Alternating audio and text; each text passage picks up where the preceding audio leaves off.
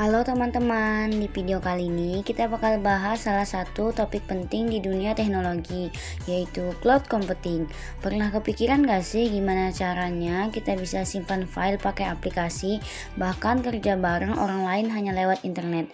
Itu semua bisa terjadi karena adanya cloud computing. Video ini akan mengupas pengertian dan fungsi cloud computing, jenis-jenis layanan yang tersedia, struktur yang membangunnya, cara kerja serta manfaat dari cloud computing.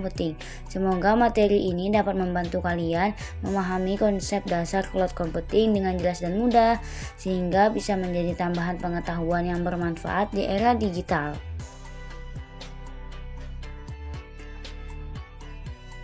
Cloud computing atau komputasi awan itu sebenarnya teknologi buat menyimpan dan mengolah data lewat internet. Disebut awan karena ibaratnya semua data nggak lagi disimpan di laptop atau HP kita, tapi di internet. Jadi kalau kita mau akses file nggak perlu bawa flash disk kemana-mana, cukup login ke layanan cloud, terus semua data udah ada di sana.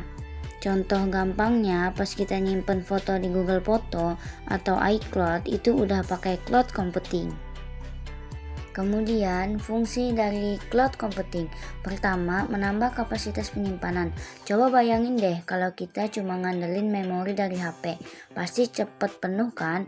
Nah, cloud jadi solusi biar bisa simpan banyak file tanpa takut kehabisan ruang.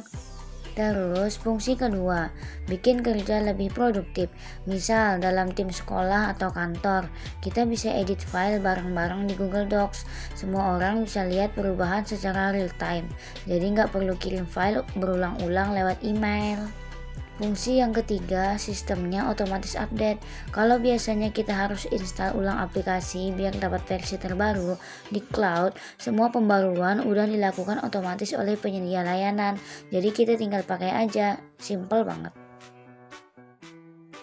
Kemudian ada jenis-jenis cloud. Cloud computing terbagi menjadi 4 jenis. Yang pertama, public cloud. Ini yang umum banget kita pakai. Contohnya Google Drive, Dropbox, atau OneDrive. Semua orang bisa daftar dan pakai. Yang kedua, private cloud. Ini khusus buat perusahaan atau organisasi. Jadi hanya orang tertentu yang bisa akses. Biasanya dipakai buat data yang sifatnya rahasia.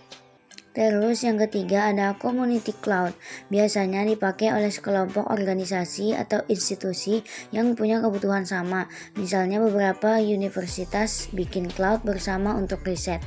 Dan yang terakhir, yang keempat, hybrid cloud. Ini gabungan public dan private. Jadi perusahaan bisa pakai public cloud untuk data biasa dan private cloud untuk data penting. Struktur cloud computing. Struktur cloud dibagi menjadi dua bagian utama. Pertama, front end, yaitu sisi pengguna. Ini bisa berupa laptop, HP, atau aplikasi yang kita buka. Kedua, back end, yaitu server dan data center raksasa yang jadi tempat penyimpanan semua data. Server ini biasanya punya kapasitas besar dan sistem keamanan canggih. Keduanya dihubungkan lewat jaringan. Jadi, proses kirim dan terima data bisa lancar.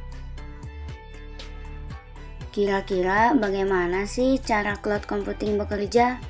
Cara kerja dari cloud computing sederhana tapi cerdas. Kita cukup login ke layanan berbasis cloud tanpa harus install software berat di perangkat. Data kita langsung disimpan di server virtual. Karena datanya ada di internet, kita bisa akses kapan aja dan di mana aja asal ada koneksi internet.